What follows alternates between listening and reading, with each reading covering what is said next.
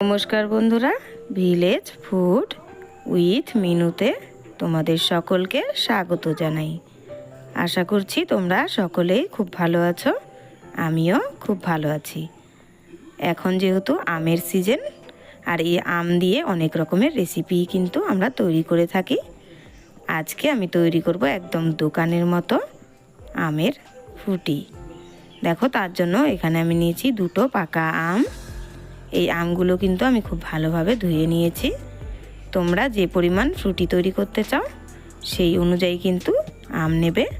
আমি এখানে দুটো আমেরই ফ্রুটি তৈরি করব, তাই দুটোই নিয়েছি। এই আমগুলোকে এবার আমি কেটে নেব। দেখো, আমগুলো আমি টুকরো টুকরো করে কেটে নিয়েছি।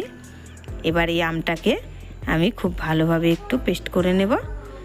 এখানে তোমরা চাইলে মিক্সিং বাটিতেও করতে পারো, কিন্তু আমি এখানে মিক্সিং বাটিতে করব না, হাত দিয়েই পেস্ট করে নেব। হাত দিয়ে কিন্তু খুব সুন্দরই পেস্ট হয়।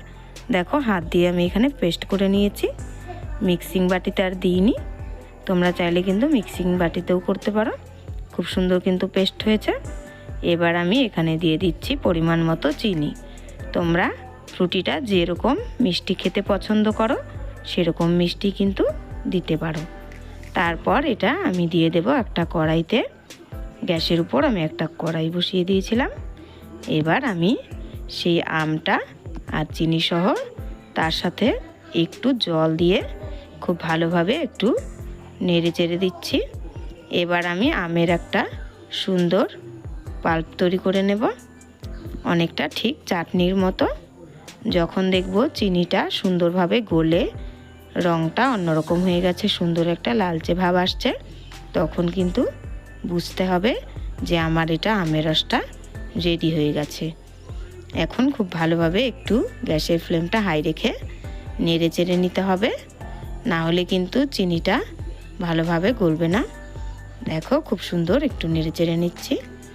এই আমটা কিন্তু আমার তৈরি হয়ে গেছে, দেখেই বোঝা যাচ্ছে, তোমরা দেখতেই পাচ্ছ রঙটা অনেকটা কিন্তু চেঞ্জ হয়ে গেছে, আর ঠিক এই রকম লালচে আভা চলে এসছে। এই আমটা এখন আমার রেডি হয়ে গেছে ফ্রুটি তৈরি করার জন্য। এখানে আমি নিয়ে নিচ্ছি একটা ছাকনা।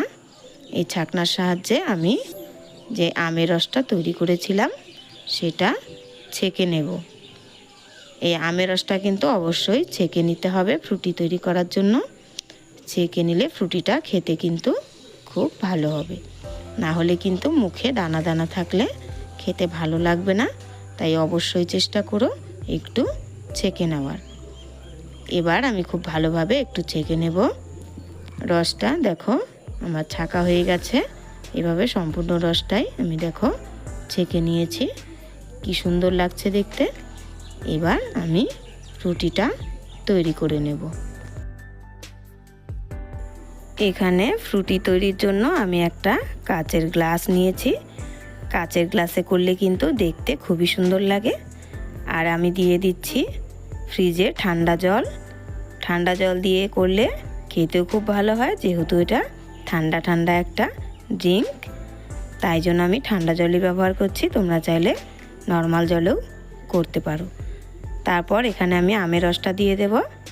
এখানে আমি 4 চামচ মতো আমের রস দেব।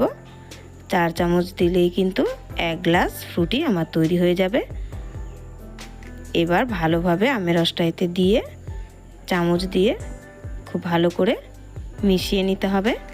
এতে কিন্তু এক্সট্রা আর চিনি দেওয়ার একদমই দরকার নেই, যেহেতু আমের রসটা আমি চিনি দিয়েই তৈরি করেছিলাম।